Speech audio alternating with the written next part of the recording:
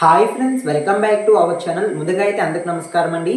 మరొక ఇంట్రెస్టింగ్ అప్డేట్తో నేను మీ ముందుకు రావడం జరిగిందండి. సో అప్డేట్ ఏంటి అనే విషయానికి కనుక వచ్చినట్లయితే, ఆంధ్రప్రదేశ్ రాష్ట్రంలో కొత్త పింఛన్లకు ప్రభుత్వం అయితే ఒక అదిరిపోయే శుభవార్త అయితే తెలియజేయడం జరిగిందండి. వచ్చే ఏడాది జనవరి నుంచి 50 ఏళ్ల కొత్త పింఛన్లకు దరఖాస్తులు విడుదల చేస్తున్నట్లయితే సమాచారం అండి. ఇక 50 ఏళ్ల పింఛన్లకి సంబంధించి దరఖాస్తు చేసుకోవాలనుకుంటే ఎటువంటి అర్హతలు కలిగి ఉండాలి, దరఖాస్తు ఏ విధంగా చేసుకోవాలి అనేటువంటి సమాచారం తెలియజేస్తాను. వీడియోని ఎక్కడ స్కిప్ చేయకుండా చూడండి, అప్పుడే మీకు పూర్తి సమాచారం అర్థమవుతుంది. మన ఛానల్ ఎవరైనా ఫస్ట్ టైం చూస్తుంటే ఛానల్ చూసి కంటెంట్ నచ్చినట్లయితే సబ్స్క్రైబ్ చేసుకుని పక్కనే ఉన్న బెల్ ఐకాన్ ఆన్లో పెట్టుకోండి. సో ఇక లేట్ చేయకుండా డైరెక్ట్గా వీడియోలోకి అయితే వెళ్ళిపోదామండి.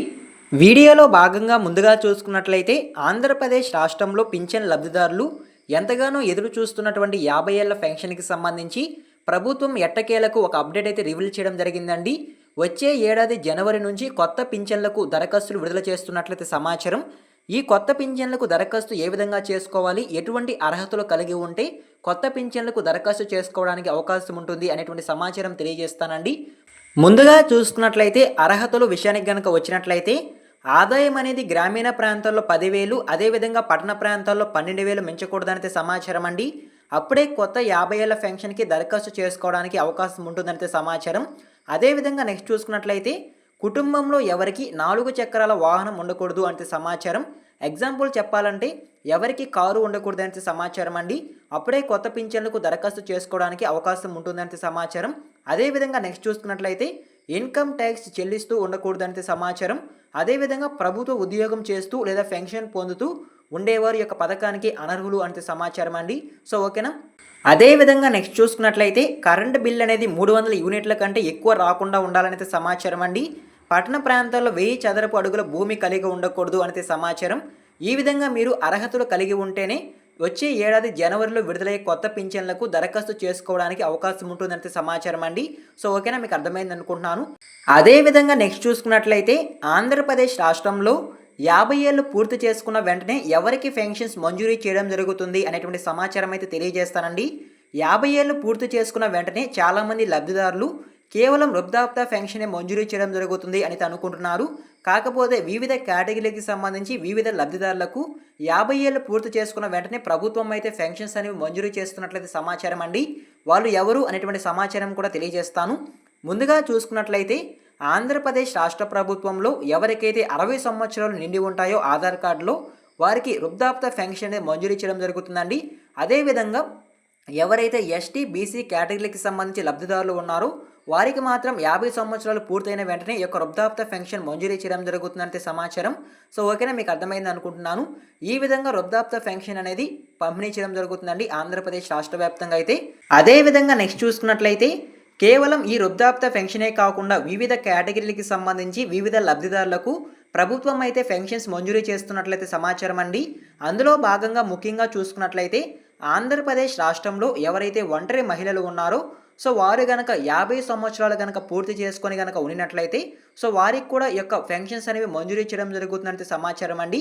వారు కనుక పెన్షన్కి దరఖాస్తు చేసుకోవాలనుకుంటే ఖచ్చితంగా మండల తహసీల్దార్ జారీ చేసినటువంటి ఒంటరి మహిళా సర్టిఫికేట్ అనేది ఉండాలనేది సమాచారం. అప్పుడే ఒంటరి మహిళలకు పెన్షన్ పొందేందుకు అవకాశం ఉంటుందంటే సమాచారం అండి. సో ఓకేనా, మీకు అర్థమైంది అనుకుంటున్నాను. ఈ విధంగా ఆంధ్రప్రదేశ్ రాష్ట్రంలో ఒంటరి మహిళలు కూడా పెన్షన్స్ అనేవి మంజూరీ చేస్తున్నట్లయితే సమాచారం.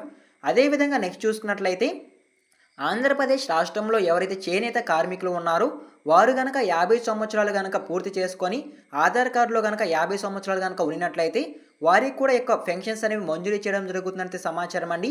అందుకు గాను వారు చేనేత శాఖ నుండి ధృవీకరణ పత్రం అనేది సమర్పించుకోవాల్సి ఉంటుందంటే సమాచారం.